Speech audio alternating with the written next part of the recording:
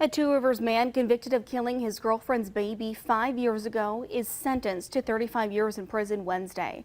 A jury found Matthew Brown Edwards guilty of first-degree reckless homicide and child abuse, recklessly causing great harm after a 9-day trial in June.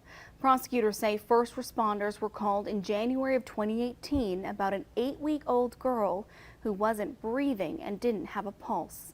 A doctor who specializes in child abuse cases said the injuries were consistent with severe, devastating physical abuse. At the end of his prison term, Brown will be under extended supervision for 15 years. He's ordered not to have any contact with the baby's family except to pay restitution for the funeral expenses.